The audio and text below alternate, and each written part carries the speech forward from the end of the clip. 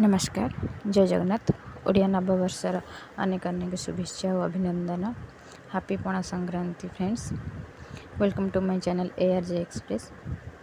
आज आम पणा संक्रांति स्पेशल पणा तैयारी करवा।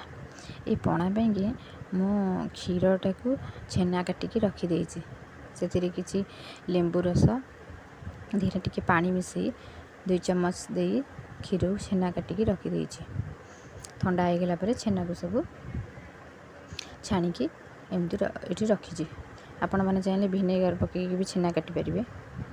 एबे देखंतु बेल को भांगी 2टी बेल नहीं 2टी बेल को भांगी ता भितर सब रस को काढ़ुची। से आम कि पानी दबा पानी देकी से जो बेल को भांगिकी भल कि चकुटी दबा। चकुटी देकी ताको गोटे छणा साहाय्य आम छाणिकी तार रस बाहर करदे। देखो चकुटी की गोटे छणा साहाय्य आम छाणीदे। जूस छणा कि बड़ जाली छणा आपण पाखे थब से आम छाणी बेलर जो अच्छी खदरा जिनस मंजी ता सीओ सिठा सब काढ़ीदे। ये पणापी मुझे फ्रुट्स और ड्राई फ्रुट्स भी नहीं। ड्राई फ्रुट्स है किसी आलमंड काटिकी रखी, किसी काजू काटिकी रखी, किसमिश खजूरी खजरा को मु बतुरे दी बतुरे दी मंजी छड़े भी टिकटिकी काटिकी रखी। नड़िया को टिकटिकी पूरा छोट छोट कर काटिकी रखी। कोरा नड़िया किसी रखी। आउ कदली कदली 7 ରୁ 8ଟି कदली आपण आवश्यक अनुसार जी पणा करेंगे से ने।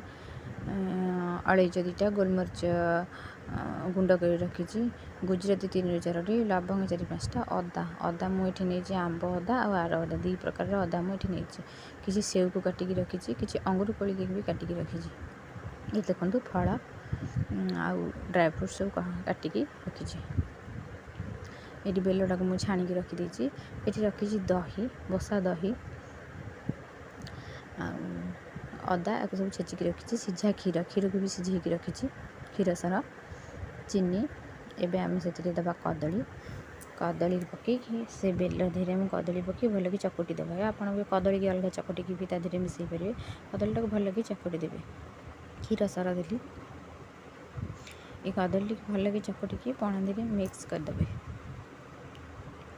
से मुझे 3 ରୁ 4 चम्मच बसा दही दही भी घरे करके रखी दही ताको देली।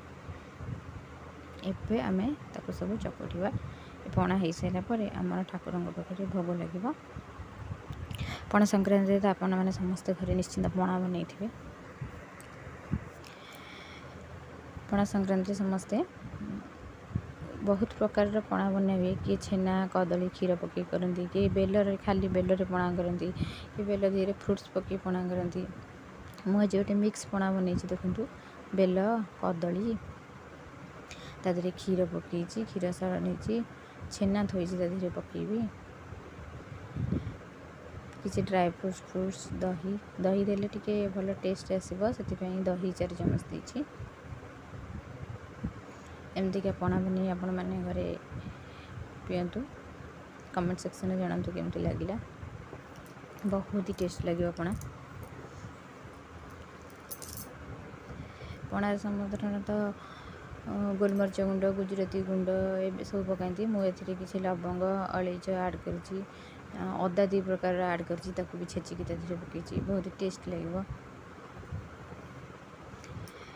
एबे देखो सब ड्राई फ्रुट्स को आम से ऐड करवा।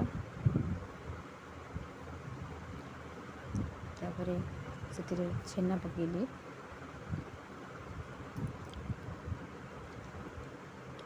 चीनीटा आम सब लास्ट दबा। एबे दबानी सब पकई गोली सारे लास्ट को चीनी दबा।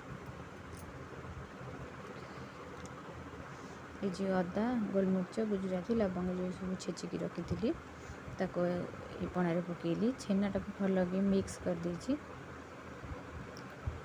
पणा धीरे भल कि मिसीजी बोली हाथ में मुझे सब भल कि मेल्ट कर मिसई देछि। छेना को मिक्स करदेली। एमती गोटे बड़ जगार आपण मैंने गोल पणा करेंगे। ପଣାକୁ ଗୋଳେଇବା ପାଇଁ ଭଲ ସୁବିଧା ହେବ।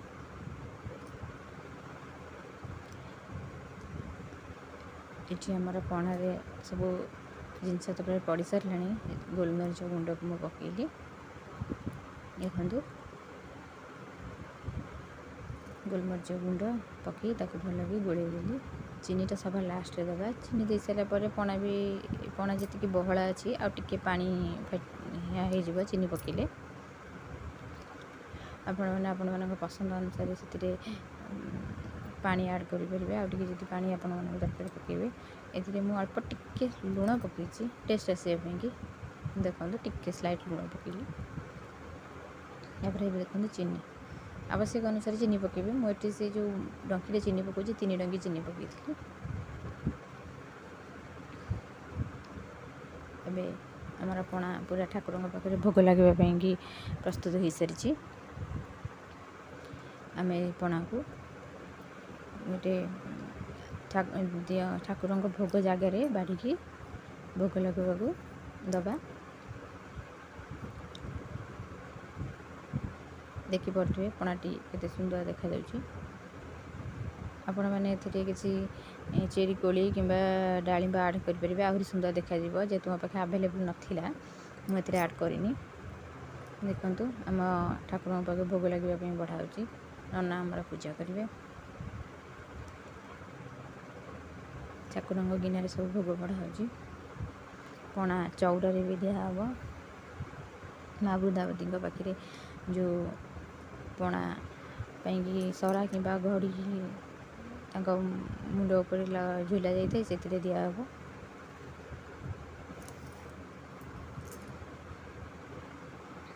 ଏଠି ପଣା ସବୁ ଆମର ଭୋଗ ପାଇଁକି ଗଲା। ତାପରେ ଠାକୁରଙ୍କ ପାଖକୁ ଭୋଗକୁ ପଣା ଦେଇସାରିଲା ପରେ ମୁଁ ସେ ପଣାରେ କିଛି ବରଫ ପକାଇଦେଲି। 7-8 ଖଣ୍ଡ ଛୋଟ ଛୋଟ ଆଇସ୍ କ୍ୟୁବ୍ ତା ଦେହରେ ମୁଁ ପକାଇ ଦେଇଛି ଟିକେ ଥଣ୍ଡା ଲାଗିବା ପାଇଁ। ଦେଖନ୍ତୁ ନନା ଆମର ଏଠି ବସି ପୂଜା କରୁଛନ୍ତି। ପୂଜା କରିସାରି ମା ବୃନ୍ଦାବତୀଙ୍କ ଉପରେ ଆମର ସେ ଯେଉଁ ବନ୍ଧା ହେଇକି ସରଟି ଟଙ୍ଗା ହେଇଛି, ସେଥିରେ ନନା ପଣା ଦେବେ। ଏ ତ ଏମିତି ମାସେ ପର୍ଯ୍ୟନ୍ତ ରହିଥିବ ବନ୍ଧା ହେଇକି, ସବୁଦିନ ପାଣି ଦିଆହେବ। ଆପଣମାନଙ୍କୁ ଯଦି ଭିଡ଼ିଓଟି ଭଲ ଲାଗିଥାଏ ଲାଇକ୍, କମେଣ୍ଟ, ସେୟାର, ସବସ୍କ୍ରାଇବ୍ କରିବେ। ପଣା ସଂକ୍ରାନ୍ତି କେମିତି କଟିଲା ସମସ୍ତଙ୍କର କମେଣ୍ଟ ସେକ୍ସନରେ ଜଣାଇବେ। ରହୁଛି, ନମସ୍କାର, ଜୟ ଜଗନ୍ନାଥ। ହାପି ପଣା ସଂକ୍ରାନ୍ତି ସମସ୍ତଙ୍କୁ।